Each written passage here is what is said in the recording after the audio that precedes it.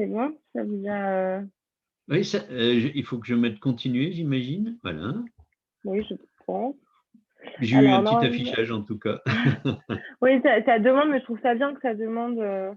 Oui. Alors, attendez.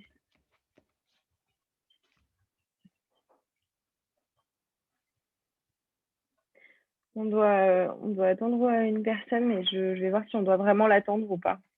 Ben, en fait, normalement, c'est Lucie qui doit se connecter. Là, c'est moi. Pardon, mais pourquoi il y a Caroline Galland sous votre nom, Ah, mais Lucie? parce qu'en fait, c'est son compte. C'est pour ça. Non, non, mais c'est Ah, pas grave. ah ben, puisque je me disais, mais En fait, pardon. Non, non, mais c'est pas. bonjour. En fait, désolée, je pense que je ne suis pas déconnectée de mon. Du coup, on arrive, Lucie, à être connectées toutes les deux sur mon Ah oui, profil. oui, c'est pas gênant. Oui, oui, c'est pas gênant. Ah, je ne Ah, savais d'accord. pas. Bah, Moi, D'accord. je vais juste me renommer. non, mais moi, je vais vous, Je- moi, je vais vous laisser. Je vais envoyer un petit message à Sarah. J'ai Ok, vu que parfait. Anne-Cécile avait commencé son webinaire, donc moi, je vous laisse. Oui, oui, oui, elle m'a envoyé un message en me disant tu commences avant et j'étais en mode bah non, moi je peux pas. Et C'était oui, son oui, c'est compte. ça. Et oui. Mais du coup, c'est tout bon. Là, je vais le démarrer. Je vais cliquer Ouais, sur ça marche. démarrer. Super. On va pouvoir y aller. Et je vais faire un affichage intervenant. C'est comme ce que tu avais fait Oui, je c'est pense que ça. c'est mieux. Du coup, ça veut dire que c'est la personne qui parle qui est affichée pour les Exactement. participants, Eric. Voilà. Voilà. Bon. Ce Eh sera ben, mieux. Ok. bon. Enchanté, Eric, et bon Bonjour webinaire. Caroline, merci bien. Au revoir. Au revoir. Merci. Oui, du coup, Lucie, oui, c'est perturbant. Ah bah voilà, maintenant, Lucie, c'est bon. Oh là C'est bon, là. oui. Oui, oui, je l'ai modifié, Non, non, mais c'est juste que j'avais même pas vu en fait. Mais moi, j'étais un peu dans le rush là. J'ai pas envie qu'on commence trop en retard. Du coup, je me suis connectée tout de suite. J'ai pas pris le temps de Ouais, changer mon nom. c'est pas grave, c'est pas grave. Ok. Bon, vous êtes prêts? Je démarre? Allez, C'est parti. je partage pas tout de suite l'écran, on les laisse Non, non, arriver, non, hein. bah, on les laisse arriver. Moi, je Et vais puis je vous présenter un laisse, peu Porte-Femme et je vous voilà, passerai la super. parole. Ouais, Parfait. super. C'est parti. Allez. Bonjour. Alors, il commence à y avoir du monde un petit peu qui arrive. C'est bien. On est absolument désolé du retard. Je ne sais pas si certaines d'entre vous étaient présentes à l'introduction. Ça a duré un petit peu. Les témoignages étaient très intéressants et du coup, on a pris un tout petit peu de retard, mais on va commencer rapidement. Alors, j'en profite pour dire qu'on a donc jusqu'à 11 heures. On commence un peu en retard, donc ça va être un peu short. On peut finir un tout petit peu après, mais en fait, ça s'enchaîne. Donc, il va falloir qu'on soit rapide, Eric. Bon, Voilà. bah, d'accord. Non, mais on va faire au mieux, hein, de toute façon.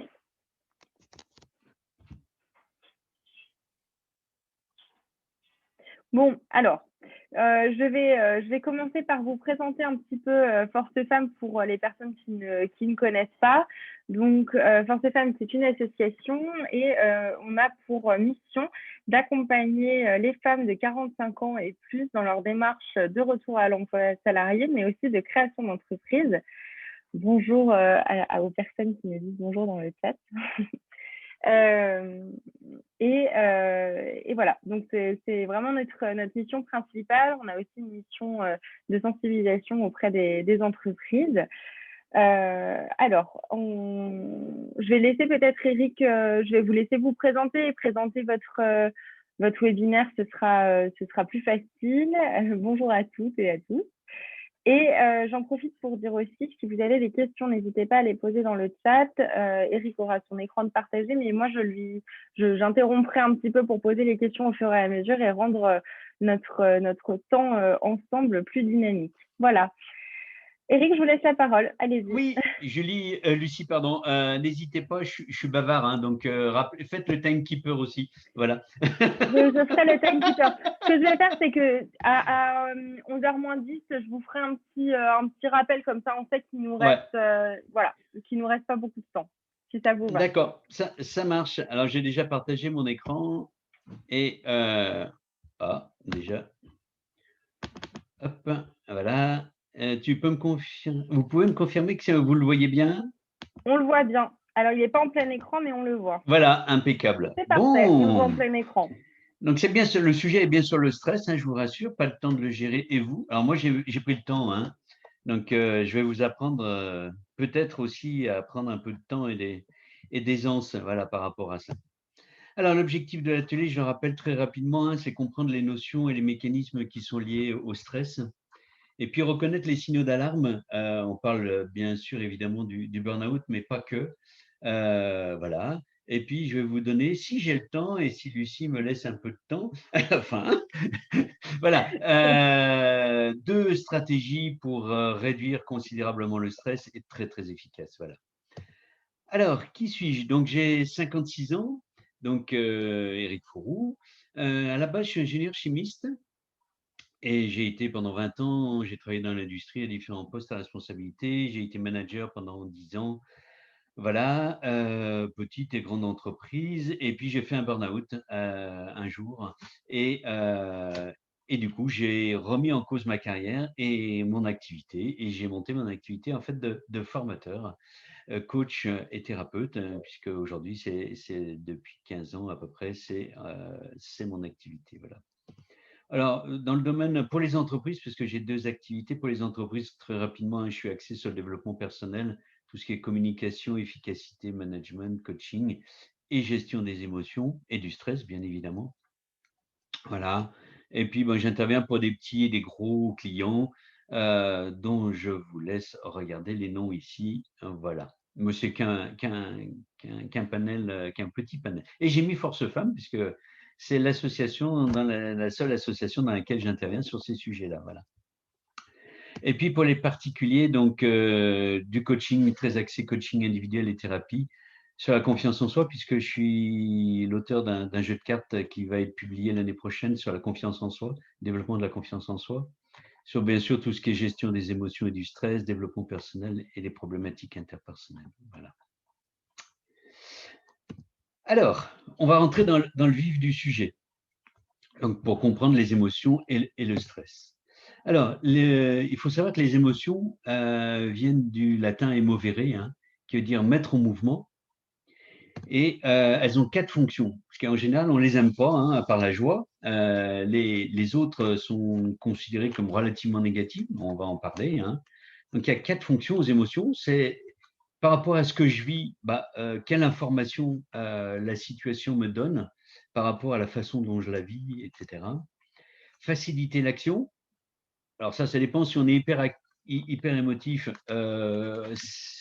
On le considère moins comme un facilitateur, mais pourtant, on va voir, comme c'est des informations, en fait, ça nous donne un guide sur la façon de vivre la situation. Voilà. C'est aussi, ça nous permet de nous adapter et à prendre des décisions. Donc, c'est vraiment les 4 fonctions des émotions. Et c'est pour ça que pour moi, une émotion n'est ni positive ni négative. C'est juste une information sur la situation qu'on est en train de vivre. Alors, bien sûr, ce qui est négatif, c'est la façon dont on le vit, hein. Si on est triste, on pleure, donc c'est pas agréable. La colère, c'est pas une émotion agréable. Mais en fait, c'est juste une information sur la situation qu'on est en train de vivre. Voilà. Par rapport à ça, il y en a 6, hein, je me permets de vous les rappeler.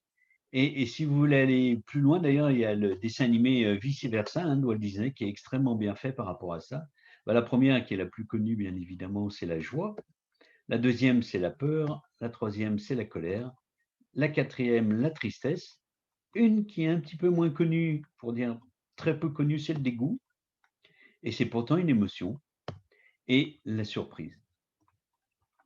Voilà. Alors, il ne faut pas confondre, et je n'ai pas le temps là de déployer beaucoup de détails, hein, bien évidemment, mais le dégoût, par exemple, chaque émotion en fait est associée à un besoin fondamental. Et pourquoi on vit cette émotion, c'est parce qu'en fait le besoin fondamental n'est pas respecté. Voilà. Alors, par rapport au stress, qui est le sujet du jour, on va s'intéresser à une émotion en particulier, qui est la peur. Puisque, en fait, derrière le stress, en fait, le corps et le psychisme humain vit une émotion de peur. Voilà. Alors, le mot stress, ça vient du latin stringere, hein, serrer, lier, étreindre, qui a donné en français, dans un certain paradoxe, détresse et étreinte, ou étreindre. Voilà. Et en Angleterre, donc, c'était déjà au XVIIe siècle associé à la notion de souffrance, épreuve, calamité et contrainte. Bon, on va aller beaucoup plus loin, hein, je vous rassure qu'on ne va pas se limiter à ces deux définitions. Et en particulier, on va s'intéresser à celle de Hans Selye, donc, qui est un psychologue en 1936 qui a donné la définition du stress et qui est toujours valable aujourd'hui, hein, et qu'on trouve d'ailleurs dans les dictionnaires comme le Larousse, etc. C'est le stress qui est une réaction d'adaptation de l'organisme à un stimulus externe de changement et ou d'agression. Voilà. Donc, cette notion est très importante puisque le stress est vraiment un facteur d'adaptation. Quand je l'ai dit au début, la présentation des émotions, comme l'émotion derrière le stress, c'est la peur, hein, les émotions et la peur en particulier, et le stress est en fait un facteur d'adaptation. Donc, ça peut aussi déculpabiliser les gens qui vivent le stress par rapport à ça. Voilà. Donc, on va en reparler de Hans Selye, hein, puisque ses travaux ont vraiment été axés là-dessus. Alors, ça, c'était au niveau physiologique, hein, principalement. Donc, comment on le vit au niveau du corps, parce que là, je n'ai pas le temps de vous déployer toute la stratégie du corps à ce niveau-là, mais c'est vraiment un comportement adaptatif qu'on a mis en place dans notre dimension animale, hein, puisque cette dimension-là est très physiologique et très animale, très archaïque, hein. Alors, par contre, le stress au travail, ça, à l'époque de la préhistoire, on avait moins ces notions-là. Quoique, peut-être, on n'y était pas pour le savoir, mais la définition de l'Agence européenne sur les conditions de travail nous dit que l'état de stress survient quand il y a une notion de déséquilibre entre la perception que l'on a en tant que personne au travail, des contraintes que l'on reçoit et des ressources qu'on considère avoir. Alors, par rapport à ça, je ne vais pas aller plus loin dans la définition, parce qu'on rentrerait sur des notions aussi plus psychologiques et profondes, mais je vais vous illustrer ça. Si je considère avoir plus de ressources que de contraintes par rapport, par exemple, à ce que mon manager me demande, je vais avoir très peu ou pas de stress. Donc, quand on parle de contraintes, par exemple, c'est la pression aux délais, aux objectifs qu'un manager peut nous mettre, quel que soit notre niveau de management, hein. Et les ressources, c'est bien sûr, c'est par exemple notre expérience, c'est notre formation, c'est la façon dont on perçoit les choses. C'est aussi des ressources internes. Je ne sais pas si on aura le temps, peut-être qu'on verra en fin, Lucie, d'atelier quelque chose par rapport aux ressources internes. Oui.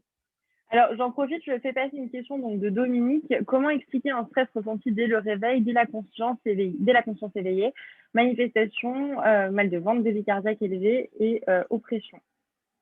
Alors, je vais en profiter d'être sur ce slide.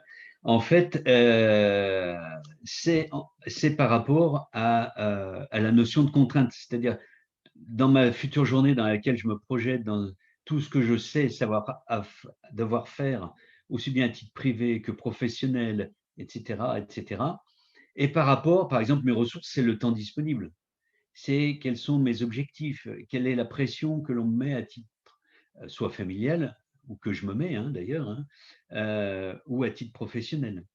Donc, c'est vraiment cette notion de déséquilibre entre les ressources et les contraintes. Et en coaching, on travaille d'ailleurs, quand on accompagne les gens, sur la perception de mes ressources, parce que c'est souvent lié à la notion de perception, hein, et par rapport à la perception des contraintes, puisqu'en fait, c'est souvent une image déformée de l'un ou de l'autre ou des deux.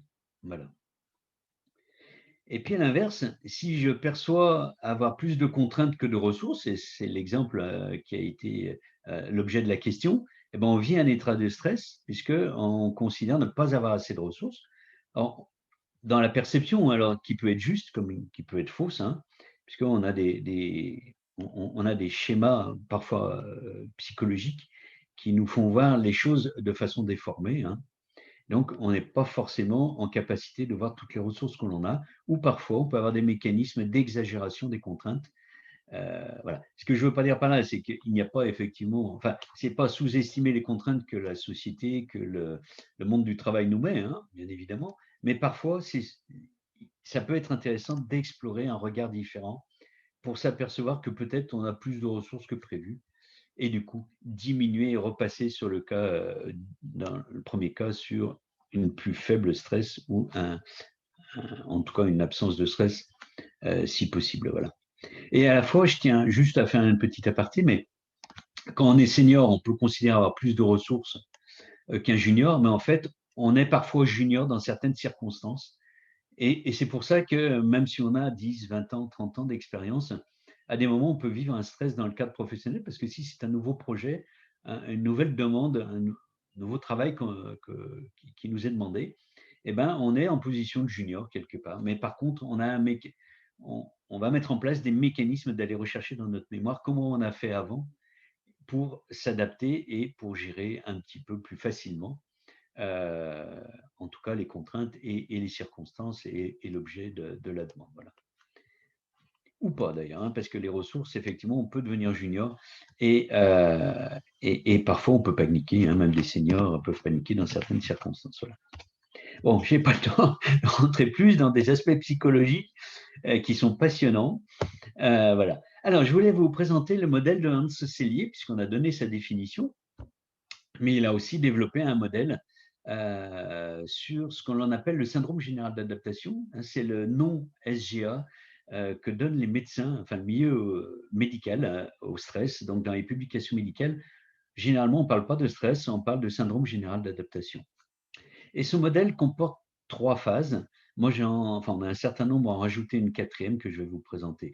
On a ce qu'on appelle la phase d'alerte, c'est-à-dire qu'il y a un élément stresseur, par exemple, en prenant à tout hasard un exemple dans le domaine professionnel, mais on arrive à 6 mois de la fin d'année et on vous double vos objectifs en diminuant vos moyens. Toute ressemblance avec quiconque est fortuite, hein, bien évidemment. Ben, en fait, on va avoir ce qu'on appelle, on est dans la phase d'alerte, la phase de choc, hein, on voit physiquement les gens qui encaissent la nouvelle, hein, c'est symboliquement la façon dont le langage populaire en parle. Et puis derrière, bon, on choisit de réagir. Voilà. Dans la phase de réaction, c'est ce qu'on appelle, on rentre dans la phase de résistance. Et là, on peut, pendant des années, pendant des mois, des années, on peut résister.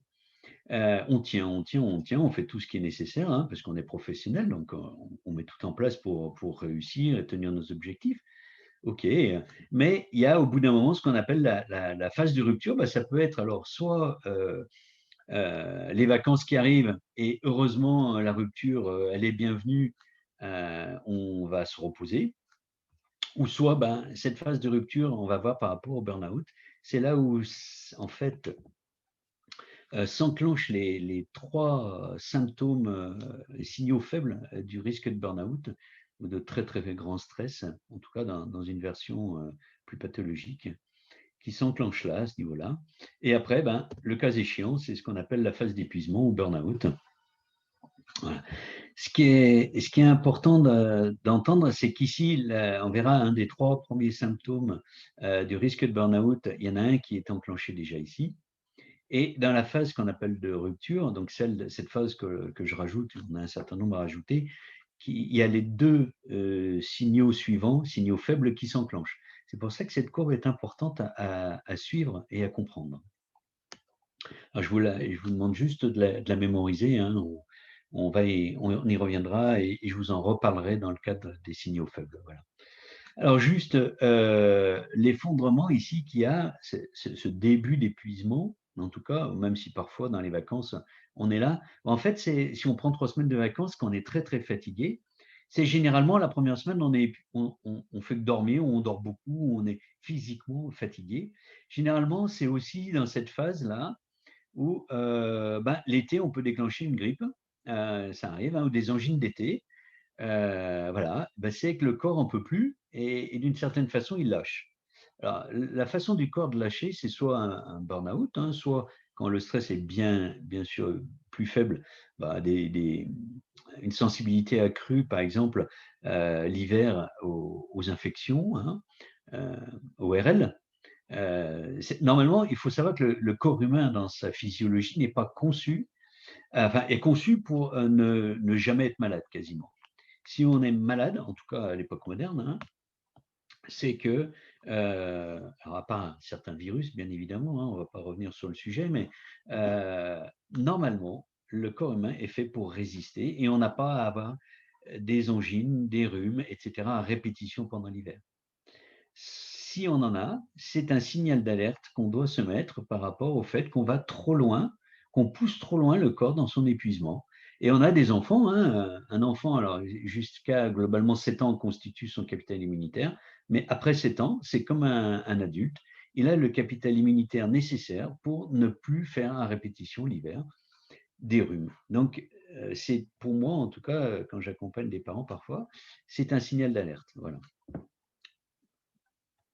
Au niveau psychologique, ça peut être un épuisement, on parle d'épuisement physique, mais aussi un épuisement psychologique ou quelque chose qu'il vit, l'enfant vit de façon difficile, pardon, au niveau de l'école. Toujours pas de questions, Lucie? Je vais pas trop vite? Non, pour le moment, on n'a pas de questions. Bon. Écoutez, si ça va trop vite, dites-le aussi. Hein, Oui, et qu'elle n'hésite pas à le dire parce que comme je suis tenu par le timing, du coup. Super intéressant, on a un commentaire. On a un Je ne fais commentaire qui pas nous trop dit de. super intéressant. Je ne On fais est pas trop de. assidus. Bon, je ne fais pas trop de digression, du coup. Non, non, mais c'est très bien et de toute façon, tout est très clair. Ah, alors attendez, si j'ai une question. Les allergies font-elles partie du stress? Alors, éventuellement, mais c'est surtout un facteur aggravant. En fait, ce que l'on s'aperçoit, c'est que c'est comme pour des défaillances immunitaires, enfin défaillances entre guillemets, hein, mais l'affaiblissement du système immunitaire. En fait, les allergies sont liées au système immunitaire et je vous parle de défaillance ou en fait de suradaptation du corps. Et on peut aller suivant comment on fonctionne, hein. Je ne suis pas rentré dans tous les mécanismes, mais on peut aggraver les symptômes d'allergie. Voilà. C'est comme dans les phases, quand on approche de la phase de rupture, où déjà dans cette phase, quand on a déclenché, on verra la notion d'épuisement, mais à plus forte raison quand on est en phase de rupture, le corps va déclencher par exemple du psoriasis, de l'eczéma. Des crises les gens qui sont extrêmement sensibles au niveau de l'eczéma et du psoriasis déclenchent des crises quand ils poussent trop loin la machine, entre guillemets. Oh, pardon. Ici, c'est crise sur crise. Ici, ça va être plus sporadique, mais de plus en plus fréquente. En fait, c'est vraiment le corps dit stop à sa façon, nous envoie plein de signaux. Dans cette phase de résistance, quand le corps commence à ne plus en pouvoir, au tout début, c'est par exemple le mal de dos, le mal de tête. Avoir mal à la tête n'est pas normal. C'est souvent, on le dit hein, dans le langage populaire, c'est parce qu'on a la pression. Eh bien oui, c'est en fait une pression, la pression sanguine. En fait, le corps met en place des tas de signaux d'alerte pour nous dire stop, j'en peux plus. Et moins on les écoute, plus il va nous pousser dans la zone de rupture. Et si vraiment, moi, comme à l'époque, je n'ai pas su le faire, je n'écoute vraiment pas, parce que j'ai des mécanismes qui font que je n'entends pas les alertes hein, que les autres me donnent, que mon corps me donne, et à un moment, il a un bouton off, et le off, c'est le burn-out. Une autre façon pour le corps de dire off, c'est par exemple des arrêts cardiaques. Hein. On sait aujourd'hui, et les médecins de plus en plus, enfin pas systématiquement bien évidemment, mais classent les infarctus, de plus en plus d'infarctus, dans une façon, en le reliant au stress, au très très grand stress, une façon que le corps dit stop. Les AVC aussi parfois, dans un extrême. En fait, le corps va dire stop à un endroit où il a un point de faiblesse. Voilà. Okay. Alors, on a une deuxième question qui est arrivée entre-temps. Est-ce que les hormones du stress peuvent être quantifiées par des analyses biologiques? Absolument. Sur le stress, en fait, le stress aigu, ce qu'on appelle le stress aigu, c'est juste un pic, hein, je vous dis n'importe quoi. Vous croisez votre belle-mère, ça vous agace profondément, vous vous engueulez avec elle, vous avez un pic aigu. Voilà. Ça, le pic aigu, le corps sait gérer les stress. On a deux hormones principales qui sont l'adrénaline et le cortisol. Et ça, le corps, au bout de 4, 5 heures, 6 heures, sait éliminer un stress aigu. Et on ne va pas avoir de conséquences majeures au niveau de l'organisme. La problématique, c'est quand on voit ça, c'est la durée en fait. Ici, c'est vraiment la phase de résistance parce que le stress qu'on appelle chronique va faire que l'adrénaline, elle, c'est vraiment toujours un pic. Donc, elle va être éliminée. Et après, reste le cortisol. Et pendant des mois, des années, on va avoir du cortisol sécrété en grande quantité dans le corps et c'est ce qui use le corps. C'est un facteur extrêmement très, flagrant de dégradation de l'organisme et des fonctionnalités de l'organisme, le cortisol. Et c'est pour ça qu'il n'y a jamais de stress positif. Et ça, je me combats les gens qui parlent de stress positif, combat avec bien sûr avec bienveillance, hein, mais c'est dans la notion que le stress chronique n'est jamais positif. Et moi, quand j'accompagne en coaching les gens, je les encourage à bannir la recherche du stress comme motivateur, mais aller chercher les motivateurs. Qu'est-ce qui fait que le matin, j'ai envie de me lever? Qu'est-ce qui fait que j'ai envie d'aller travailler ou plus envie, plutôt que de se mettre un coup de pied aux fesses et de travailler avec la pression des délais comme stress positif, etc.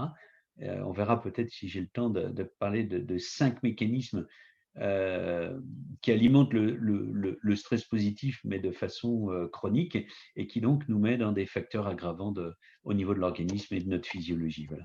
On sait même mesurer l'impact sur la dégradation de la santé du stress dans le temps sur 2 années, en fait, en fonction des facteurs de stress. Voilà. Mais là, j'ai pas le temps. Ah, alors attendez, parce qu'on va toujours pas pouvoir avancer. J'ai des questions qui sont arrivées. Comment distinguer le stress de l'angoisse? On me dit souffrir de syndrome d'angoisse généralisée. Comment soigner ceci? Alors, l'angoisse généralisée, si elle est qualifiée par une personne spécialisée, hein, principalement les médecins, les psychologues, etc., qui ont des tests, voilà, là, c'est médicamenteux, hein, bien évidemment. Sinon, avant ça, il y a des moyens, les premiers symptômes. Hein. En hypnose, j'accompagne aussi les gens pour améliorer ces symptômes d'angoisse, tout en poursuivant leur traitement, mais en travaillant sur les causes origines pour aller plus loin, quoi, pour en sortir. Voilà. Voilà. Ok, j'ai encore une autre question. Après, on va pouvoir avancer. Non, après, on prend la dernière alors. Les sportifs de haut niveau franchissent le seuil de la douleur pour se dépasser et atteindre leurs objectifs. Est-ce dangereux de suivre sa force mentale plus que les signaux du corps? Ils le payent très très cher. Hein. Il faut savoir en général que des sportifs de haut niveau, pour en avoir accompagné en préparation mentale, ils poussent tellement loin leur corps qu'en fait, ils le détruisent en partie, hein, les articulations, les cartilages. Généralement, les os, ça va, quoique suivant les sports, il y a beaucoup de fractures. Il y a beaucoup de symptômes et d'usure du corps. Donc, mais eux, ils le font volontairement. Ah, voilà. Mais on ne parle pas tout à fait du stress, on ne parle pas tout à fait de la même chose là. Okay. Ils ont le stress avant la compétition, mais ça se gère et on les entraîne à y faire face. Voilà. Et à trouver leur motivateur, etc. Ok. Le stress peut-il causer des fractures? Je suis désolée, des fractures osseuses? J'en ai aucune idée. Je n'ai pas d'études statistiques sur le sujet, donc je ne peux pas répondre. Je pense que c'est sans doute un facteur aggravant quand on a déjà une sensibilité génétique particulière. Mais je n'irai pas plus loin. Je ne suis pas médecin non plus et je ne suis pas sûr qu'ils aient la réponse de toute façon. Allez, je vais avancer. Ouais. Donc, on va parler du burn-out. Alors, burn-out, c'est le terme anglophone. Alors, on le voit écrit avec un espace, avec un tiret entre burn et out ou en un seul mot, peu importe. Hein. En français, c'est syndrome d'épuisement professionnel, enfin, français, dans les pays francophones. Et karoshi, c'est au Japon, ils appellent ça mort par surcharge au travail. En fait, c'est moi qui ai rajouté mort par surcharge, parce qu'en fait, eux, ils parlent d'infarctus. Donc, ils ont fait le lien depuis très longtemps entre l'infarctus et le burn-out, mais c'est trop limitatif, en fait, de parler que d'infarctus. Ce terme a été utilisé pour la première fois en 1974 par un psychanalyste américain, donc, qui s'appelle M. Freudenberger, et il l'a qualifié de burn-out, enfin comme d'un incendie, parce qu'il avait des gens dans son cabinet qui étaient comme victimes d'un incendie. En fait, pour imager, les gens qui ont vécu un burn-out important le savent, c'est qu'à l'intérieur, on est comme brûlé, enfin il n'y a plus rien, donc on est vide, et à l'extérieur, la coquille est normale, et à l'intérieur, il n'y a plus de sens, plus d'envie, plus d'énergie. Et en fait, pour se reconstruire d'un burn-out, il faut 1 an et demi à peu près, en moyenne. Il y a des gens qui reprennent des 6 mois le travail, mais pour vraiment se reconstruire et se solidifier mentalement, psychologiquement et récupérer toutes ses capacités, c'est en moyenne 1 an et demi accompagné par un professionnel. Voilà. J'essaye d'alerter les gens à ce sujet-là parce que c'est pas anodin. Et il faut savoir, c'est comme les infarctus, par exemple, 50%, plus de 50% des gens qui font un burn-out ou un infarctus changent de vie. C'est-à-dire, généralement, un burn-out s'accompagne pour plus de 50% des gens d'un divorce et d'un changement de carrière, ce qui a été mon cas à l'époque. Voilà. On remet tout en question parce qu'on n'a plus aucun sens, on évite de tout. Et en fait, ces remises en question totales font que l'avant, l'après ne peut plus être comme l'avant. Voilà. Enfin bref. Oui, J'ai une Lucie? question. Pourquoi ne dit-on plus dépression, mélancolie et pourquoi professionnel? Alors, je pense que la question professionnelle, ça doit être pour le syndrome d'épuisement professionnel. Parce que, alors j'ai pas eu le temps de le dire, mais en fait, le burn-out, par les médecins aujourd'hui, sont tous formés, ne peut être qualifié que dans le cadre professionnel. Par exemple, une femme au foyer qui déclare tous les symptômes de burn-out qu'on va voir après ne sera pas qualifiée en burn-out, ni les étudiants. Alors c'est injuste et c'est tout ce que l'on veut, mais aujourd'hui c'est comme ça. Voilà. Ils sont en train d'envisager d'élargir la définition, ils sont en train d'y travailler pour sortir du cadre uniquement professionnel. Voilà. Alors, les signaux d'alerte, c'est très important. S'il n'y a qu'une chose à retenir de cette conférence, c'est celle-là pour vous. Enfin, retenez le reste aussi, mais on va dire ça, c'est important. La première phase, en fait, c'est sur le plateau de résistance, c'est l'épuisement émotionnel ou physique. C'est-à-dire, c'est pas la fatigue, on fait la fête, on couche à 3 heures du matin, on met 3 à 5 jours, 6 jours, suivant l'âge que l'on a pour s'en remettre. Non, là, ça fait des mois et des mois que je suis épuisé. Dormir ne suffit plus. À ce stade-là, même l'insomnie apparaît, puisque souvent l'insomnie, quand c'est dans le cadre d'un stress très élevé, plus on est fatigué, moins bien on dort, paradoxalement, et donc plus on est fatigué. Donc moins le corps récupère, et donc plus on aggrave la fatigue. L'épuisement émotionnel et physique, parce que ce n'est pas simplement une fatigue du corps. Les médecins qualifient fatigue du corps et problématique émotionnelle. C'est par exemple des gens, quand on est manager, tout d'un coup, on leur fait une annonce, ils s'effondrent en larmes ou éclatent en colère, alors qu'habituellement, c'était des gens très posés, très, très, très tranquilles, en apparence, hein, bien évidemment. Voilà. Donc, il faut qu'il y ait les deux. Et ça, c'est la première phase. Moi, par exemple, avant mon burn-out, parce que bien évidemment, cette phase continue à exister quand les deux autres s'enclenchent, je rentrais le vendredi soir, je pensais qu'une chose, c'était dormir. Le samedi matin, je me réveillais, c'était faire la sieste. Et le dimanche matin, je me réveillais, c'était faire la sieste. Et je me demandais quand est-ce qu'arrivait le soir. Voilà. Désengagement et cynisme. Là, c'est ce qu'on appelle le désengagement dans la relation. C'est-à-dire qu'on est tellement fatigué que cette phase-là, la deuxième phase, on commence à mettre les autres à distance. C'est-à-dire que soit par l'agressivité, soit par se mettre en retrait. Donc, quand on est un manager, quand on est collègue avec des personnes, quand on est par rapport à des amis ou de la famille, quand quelqu'un qui habituellement est sociable, hein, bien évidemment, par rapport à son habitude, si tout d'un coup elle vient plus à la machine à café, ou tout d'un coup elle ne vous appelle plus, c'est une amie ou un proche, ou au contraire qu'elle devient très agressive au moindre propos, moindre sollicitation, etc., là ça doit être un facteur d'alerte en fait, pour se dire et pour rentrer en dialogue avec les personnes sur où est-ce qu'elles en sont de l'épuisement émotionnel et puis l'épuisement physique et émotionnel. Voilà. Et là, quand on est manager, il n'y a plus de limite entre le particulier et le professionnel, hein, comme on l'instaurait en France. C'est qu'aujourd'hui, les managers ont une responsabilité par rapport au risque de burn-out. Hein. Il faut savoir que leur responsabilité pénale peut être engagée aujourd'hui. Donc aujourd'hui, avec l'aide des RH, etc., il faut mettre en place quelque chose. Voilà. Quitte à en discuter avec le médecin du travail. Enfin bref, il y a des processus aujourd'hui dans les entreprises, en tout cas dans les grandes, d'accompagnement aux gens qui sont détectés en risque de burn-out, par exemple. Et le 3, après le 2, arrive le 3, donc là, c'est vraiment quand on n'en peut plus, que la mise à distance des autres continue pas ne nous amène plus de repos et continue, le processus d'épuisement continue, en fait, on a à ce moment-là ce qu'on appelle un facteur de démotivation, puisque quand on travaille, on a conscience de ne pas être efficace, Et donc, plus on a conscience de ne pas être efficace, plus on travaille et plus on se fatigue et ainsi de suite. C'est un cercle vicieux. Et au bout d'un moment, on est complètement démotivé. Alors, ça va au-delà du tous les matins, je me lève, je n'ai pas envie d'aller au boulot, hein. C'est vraiment une sensation de démotivation et d'épuisement et de sentiment d'impuissance. Le terme le plus courant qu'on entend, c'est le sentiment d'impuissance. Et là, en fait, quand la troisième phase est enclenchée, on ne sait pas combien de temps il nous reste par rapport au risque de burn-out ou d'accident, on va dire, physiologique. Voilà.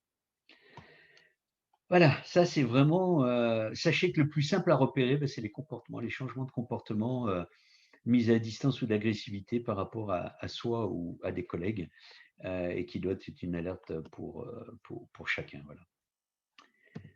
Alors, pour agir, j'ai été un peu plus vite, hein, Lucie, je ne prends pas de questions, on verra à la fin s'il nous reste un peu de temps, parce que Ok. j'aimerais donner des pistes, solutions. deux outils. Il nous reste un quart d'heure avant 11 heures et j'aimerais C'est donner ça. 2 outils. Voilà.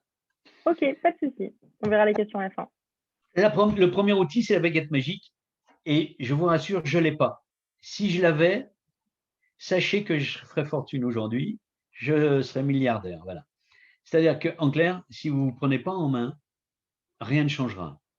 C'est le message que je veux porter au travers de cette note d'humour. Harry Potter, c'est bon pour les films. Et si vous ne vous engagez pas pour vous-même, pour aller mieux et pour changer les choses, rien ne changera. Ceci étant posé, j'ai quand même des outils. Et je vais vous en proposer deux rapides. Voilà. Et pour vous expliquer la cohérence cardiaque, qui est un outil fabuleux, je vais vous prendre l'exemple d'un manager ou d'un collègue, vous vous engueulez avec cette personne, ou votre fils, votre fille, votre compagnon, voilà, votre compagne. Qu'est-ce qui se passe? En fait, on va observer la variabilité cardiaque avec un électrocardiogramme. On voit il y a des pics, ça c'est normal, hein, votre cœur bat, voilà. Mais ce qu'on voit, c'est que les intervalles entre les pics sont, on va dire, non constants. Et si on tient compte, on intègre, on va dire justement, les intervalles entre les battements de cœur, c'est voilà ce que donne une courbe typique d'anxiété, par exemple. Et donc, alors que une courbe de bien-être, là voilà. C'est-à-dire que les intervalles entre les battements de cœur sont à peu près constants. En tout cas, pas aussi disharmonique que la première qui est au niveau de l'anxiété. Donc, quand on parle d'anxiété, on est sur l'émotion de la peur, hein, bien évidemment. Voilà. Et toutes les autres émotions négatives, on est sur des courbes similaires, en fait, de disharmonie. Alors, qu'est-ce qui se passe? Et je le disais tout à l'heure, hein, en fait, la courbe en rouge, c'est le cortisol qui est les sources de ça. Donc, imaginez, sur le stress chronique, en fait, on vit des mois, des années sur, en fait, on fatigue le cœur à cause du cortisol, hein, on n'y peut rien, mais c'est comme ça. Et en fait, si c'est un stress aigu, il va mettre plusieurs heures à s'évacuer. Donc pendant plusieurs heures, on va être dans une sensation de mal-être et qui est le temps que l'organisme élimine cette hormone. Qu'est-ce qui se passe dans la deuxième? En fait, et qu'on obtient en 5 minutes, hein, avec l'exercice de cohérence cardiaque, et je ne suis pas un menteur, hein, je vous laisserai l'expérimenter, c'est en fait qu'on va chercher la production de la DHEA au travers d'un système qui s'appelle le parasympathique et qui vient compenser et neutraliser le cortisol. Et on obtient une courbe de cohérence. En 5 minutes, on ressent en soi le bien-être. Ça ne veut pas dire qu'on ne va pas non plus être, on va dire, comment dire, face à la situation ne va pas changer. Par contre, on va être intérieurement et mentalement en capacité de mieux la gérer parce qu'on ne sera plus dans une notion d'anxiété, de peur qui va complètement désorganiser l'organisme et le psychisme, hein. Voilà. Voilà. Alors ça, cette cohérence cardiaque, voilà, c'est un état harmonieux des rythmes du cœur, hein. C'est une technique qui a été développée dans les années 70 par des chercheurs américains, hein, donc je vous donne les références, et ils sont aperçus à cette occasion que le cœur est notre troisième cerveau. Puisque le premier, c'est le grand là-haut. Le deuxième, c'est au niveau de la zone digestive, hein, et le troisième, c'est au niveau du cœur. Et sachant que la zone digestive et le cœur, on s'aperçoit de plus en plus que c'est eux qui pilotent, surtout quand on parle d'émotionnel, le grand cérébral là-haut. Voilà. Alors, et puis évidemment, celui qui a beaucoup travaillé sa diffusion en France, qui a formé beaucoup de personnes, c'est David Servan-Schreiber, hein, avec son livre fabuleux Guérir, où il explique cette technique. Il est allé chercher aux États-Unis et bien évidemment, il l'a amené en France en le traduisant. Voilà. Il a formé beaucoup de thérapeutes, beaucoup d'accompagnements et de coachs dans ces domaines-là. Voilà, et c'est la méthode que j'apprends aussi aux gens. Voilà. Alors, je vous donne en pratique et on va l'expérimenter. Voilà. On ne va pas faire 5 minutes, mais je vais vous en faire 3 et on va le faire ensemble. En fait, c'est le protocole du 365. Il faut faire ce protocole 3 fois par jour, 6 respirations par minute. On va voir ce que ça veut dire pendant 5 minutes. Alors, que vous soyez au bureau, à la maison, etc., le matin, une fois le matin au réveil, une fois le soir en se couchant. Au passage, ça évite les insomnies parce que ça permet de beaucoup mieux s'endormir le soir. Le matin, pour être sûr que si vous êtes fatigué, vous vous réveillez bien pour ne pas louper, partir au travail, vous occuper des enfants. Vous mettez une petite alarme au bout de 5 minutes sur votre téléphone. Et à midi, entre midi et 2, ou 1, quand vous faites votre pause déjeuner, vous prenez 5 minutes avec une petite alarme ou quand c'est nécessaire. Voilà. Juste, pourquoi 5 minutes, on verra, 5 minutes équivalent à 5 heures d'effet positif derrière. Contrairement à l'outil qui va suivre après, 5 minutes équivaut à 20 minutes de bien-être. Là, 5 minutes vont équivaler à 5 heures de bien-être. Comment faire? Eh bien, en fait, voilà, vous allez vous installer confortablement assis sur le dos, idéalement sur le dos, parce que coucher au bureau, c'est moins facile. Vous allez inspirer en fait naturellement sur 6 temps, vous allez compter 6 secondes à l'intérieur de vous, 6 voire 9 si vous avez une grande capacité pulmonaire, et souffler sur 6 secondes ou 9 si vous avez inspiré pendant 9. Voilà. Si vous avez inspiré pendant 6 secondes, vous expirez sur 6 secondes. Et vous faites ça de façon naturelle pendant 5 minutes. Ne bloquez pas votre respiration, vous ne faites pas d'apnée. Vous respirez normalement. Si 6 secondes, c'est trop, vous en faites 3. Vous apercevez que 6, vous ne pouvez pas, ce n'est pas grave. Faites 3 secondes. Et vous avez des respirations plus rapides, ce n'est pas un problème. Voilà. C'est important de ne pas bloquer votre respiration et de ne pas être en malaise.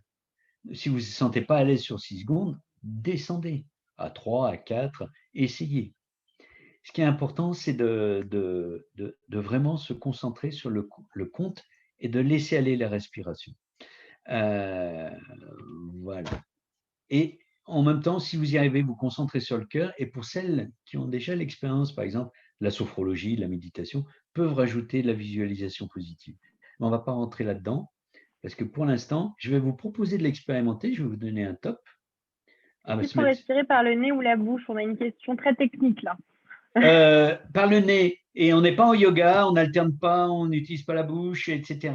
Je pourrais en parler pendant des heures parce que le yoga, je connais bien aussi.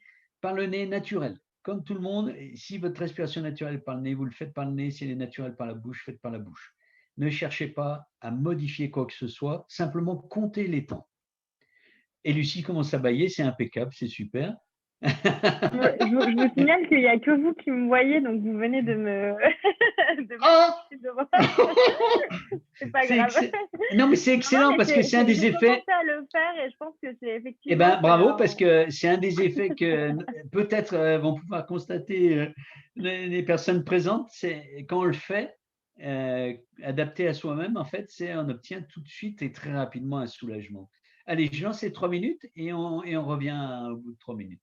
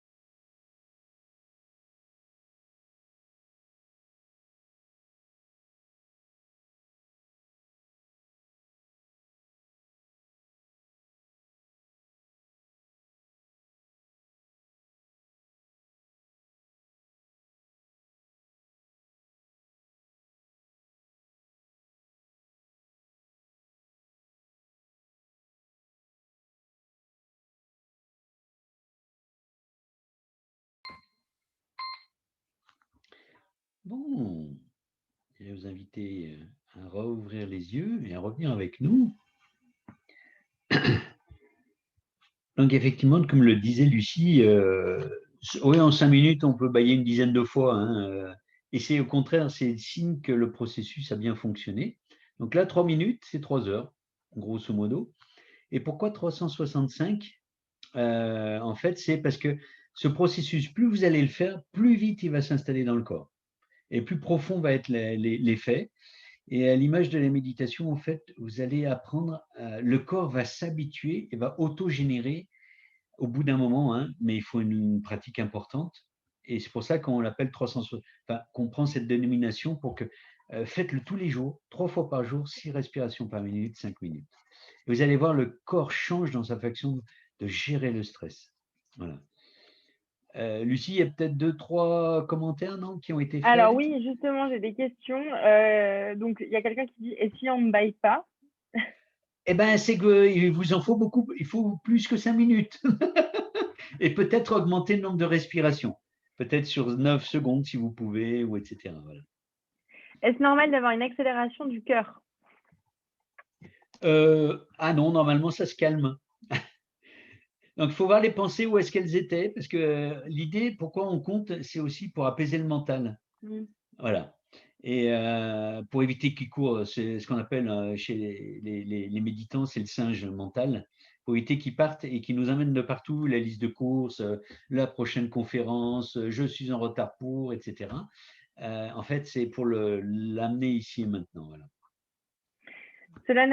Pourquoi cela n'a aucun effet sur moi? Idem pour la méditation. Ah ben ça, il faudrait, alors là, je ne sais pas répondre de façon, il n'y a pas de réponse standard.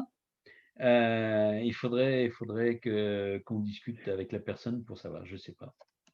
Il n'y a pas de réponse type. En tout cas, il y en a Oui, plusieurs, oui. mais il n'y en a pas des types. Voilà. On n'expire pas par la bouche réellement. Non, je crois que ce que vous disiez, c'était justement Non, qu'on. si Enfin, on inspire, naturellement, en fait. Ouais, si on si inspire. on inspire par le nez, on expire par le nez. Si on inspire par la bouche, on expire par la bouche. Voilà, c'est important de le noter. Voilà. Quel est le meilleur moment de la journée pour faire cet exercice? 3 fois par jour, c'est à vous de choisir. Je vous conseille le réveil, justement, si vous êtes stressé pour votre future journée, de le faire au réveil, à midi, parce que comme ça dure globalement 5 heures, voilà, et le matin, quand vous vous réveillez, pour jusqu'à midi, midi jusqu'au soir, et du soir pour votre nuit. Et comme ça, vous instaurez un rituel. Essayez de prendre toujours les mêmes moments, parce que le corps, le cerveau fonctionne par rituel. Et plus on utilise les mêmes créneaux horaires, plus il mémorise le fait de devoir faire ce protocole. Également, pour s'en rappeler, hein, mettez des alarmes sur le téléphone, hein, des rappels, 3 rappels par jour. Il y a aussi des applis. Si j'ai le temps, dans la conclusion, je vous présenterai des applis. Il y a une appli qui marche très, très bien pour s'aider en visualisation à suivre une bille en cohérence cardiaque pour respirer en même temps que la bille, etc. etc. Voilà. Est-ce Allez, que la j'ai dernière juste alors. un petit commentaire? Non, c'est un commentaire, c'est pas une question, Ah, ça va aller vite. Il faudrait peut-être faire cet exercice avant une réunion importante tous ensemble. oui, Voilà. si on est stressé, si on a peur lors d'une réunion, mais je vais vous donner l'outil suivant pour préparer une réunion. Parce que ça, c'est vraiment 5 minutes, il faut avoir le temps. Si vous avez 5 minutes dans la journée, 3 fois, c'est le minimum. Hein. Si vous en faites 5, 10 fois, tant mieux. Si vraiment vous êtes pris de court, ça me fait une très bonne transition pour l'outil suivant. Il y a la respiration de la paille. Alors, voilà, je vais vous la présenter. C'est comme quand on était enfant, qu'on buvait une grenadine et qu'on soufflait dans la paille, que ça agaçait les parents, parce qu'on en mettait de partout, en général, en soufflant. Eh bien, en fait, on va faire la même chose. Et ce protocole, par contre, c'est 6 respirations, grosso modo moins d'1 minute, vous allez voir, je vais le faire pour vous. Je vais vous le montrer, je n'aurai pas le temps de vous le faire, mais je vais vous expliquer comment le faire. Et ça dure à peu près une vingtaine de minutes, l'effet positif. Voilà. Donc en fait, sur 6 respirations, vous comptez avec vos doigts, hein, si vous avez peur d'en oublier une. Et en fait, ce que je fais, je vais vraiment compter, je vais inspirer en comptant 6, mais en surouvrant les bronches, vraiment au maximum, en soufflant, mais en soufflant d'une façon particulière. En mettant la bouche avec un O, je ne sais pas si on voit ma bouche comme il faut, voilà, un O, et en les pinçant et en soufflant comme si on voulait souffler dans la paille ou une trompette. et les joues vont se gonfler. Donc, il faut mettre de la pression quand on souffle. Je vais vous le faire.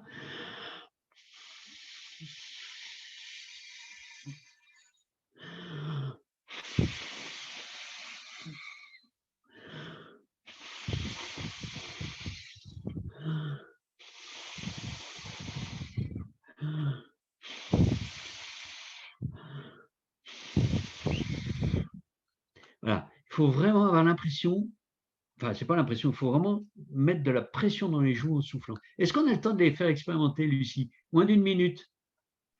Alors, moins d'une minute, et après, il faudra qu'on prenne quelques petites questions. Et je ne sais pas, vous, ce qui vous reste comme chose à passer. Donc, Ben, soit je passe à la conclusion, soit je gratte 5 minutes, parce qu'on a commencé en retard, donc on peut, voilà, on peut gratter. on Mais... peut gratter, mais 5 minutes. OK. Allez, bon, allez, je vais vous faire l'exercice. Ce que je vous propose donc à toutes, c'est de faire comme moi, comme je viens de faire. On va compter, enfin, je vais compter pour vous, et je vous laisse. Allez, on commence. Vous me suivez.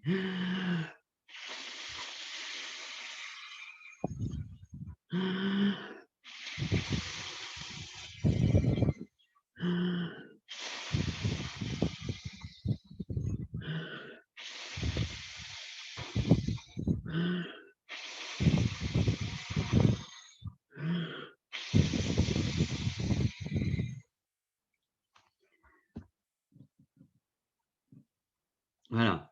Alors, est-ce qu'il y a qu'est-ce que vous avez ressenti? Ce qui est important, parce que j'ai déjà vu sur 2-3 personnes dont j'ai la visio, j'ai des remarques déjà à faire. Mais je vous laisse déjà me dire, est-ce que vous avez ressenti quelque chose?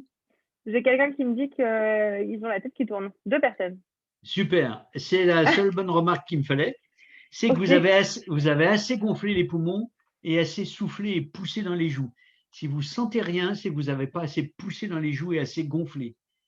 Ce que j'ai vu, je vois 2-3 personnes. Allez-y plus, osez, faites du bruit. Vous devez faire du bruit en inspiration, vous devez faire du bruit en expiration pour pousser. Et plus vous faites du bruit, plus vous inspirez, et plus vous allez vite sur le rythme que je l'ai fait, et plus ça marche, et plus vous suroxygénez le sang en fait du cerveau, et plus on a cet effet en fait de comme si on avait bu. Et il n'y a plus besoin de boire d'alcool en plus pour être un peu ivre. Et il suffit de faire le jeu de la paille, la respiration de la paille. Et en fait, ça, pendant 20 minutes, le cerveau est recentré et il n'est plus dans le stress par effet de suroxygénation. Voilà. J'ai quelqu'un qui dit on m'avait déconseillé car hyperventilation et accélération du rythme cardiaque. Alors, ben, c'est si on est cardiaque, oui.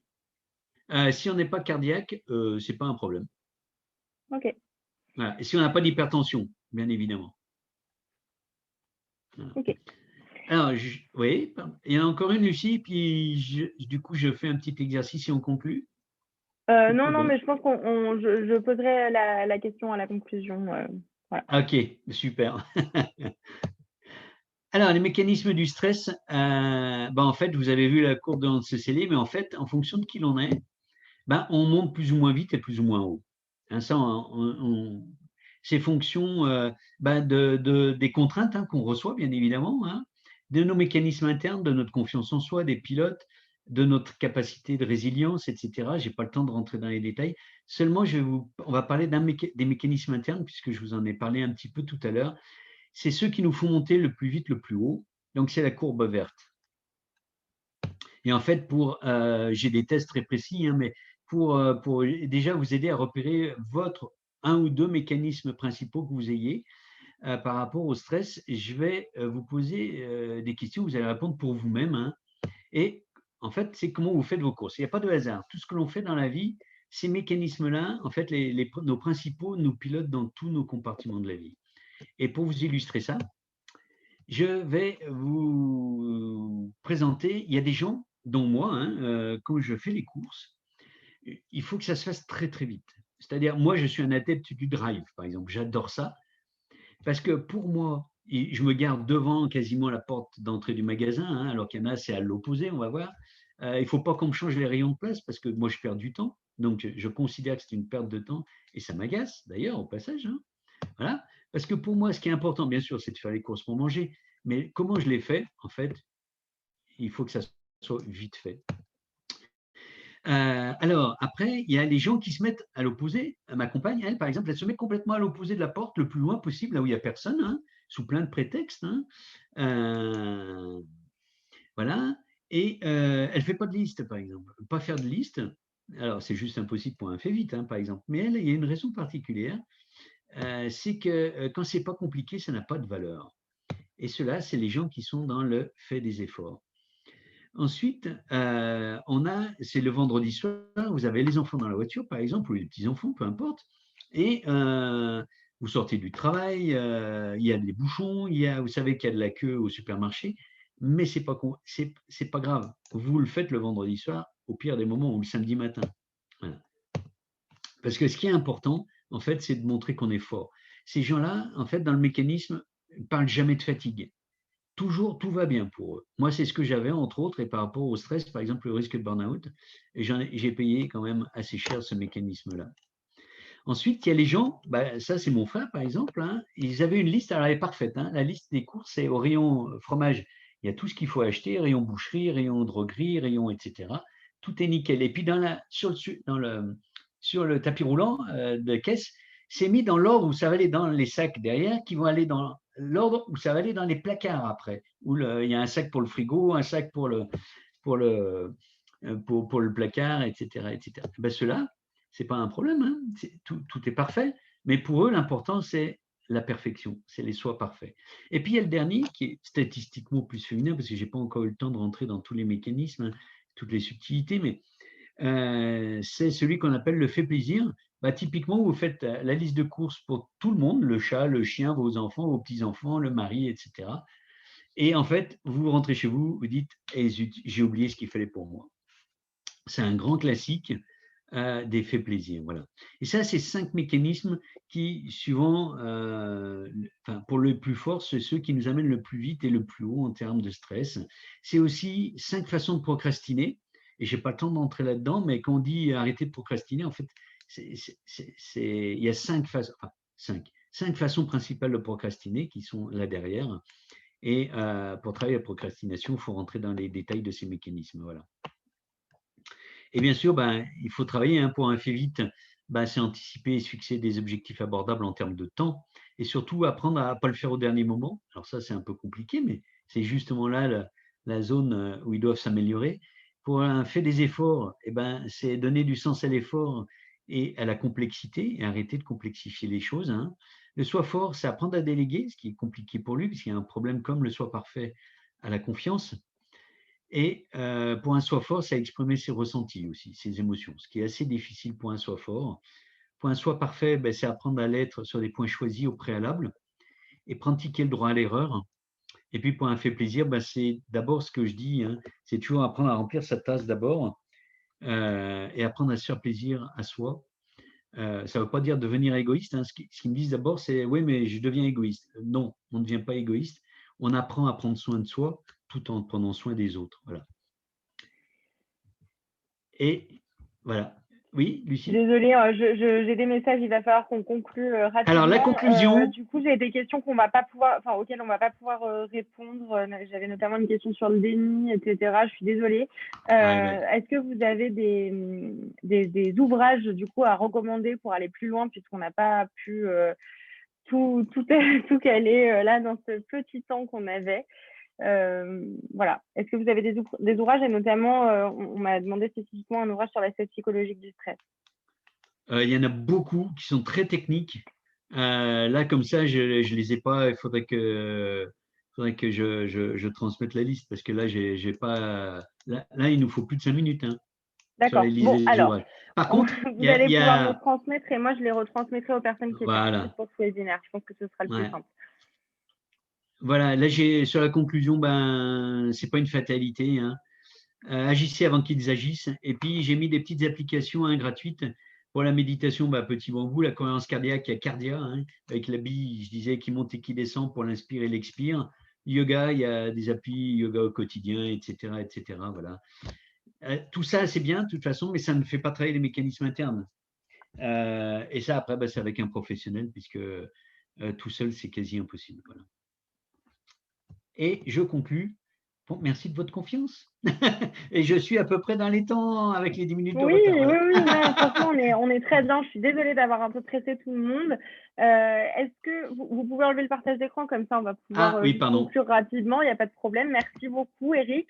On voit Sarah qui nous a rejoint aussi entre-temps. Écoutez, voilà, merci à toutes. Je vois dans les commentaires, la marche a aussi beaucoup de bienfaits. J'ai participé, j'ai retransmis les ouvrages qui ont été partagés au cours du webinaire. Donc, voilà, si vous souhaitez. Moi, je vais enregistrer la conversation avant de quitter. Et sachez voilà, que Eric va me transmettre les ouvrages et moi, je les retransmettrai aux personnes qui étaient inscrites à ce webinaire aujourd'hui. Voilà. Merci beaucoup à Merci tous. beaucoup Merci à vous Eric toutes. et merci à tout le monde pour Au vos questions et plaisir. votre participation. À bientôt. Au Merci. revoir. Au revoir. Merci. Merci.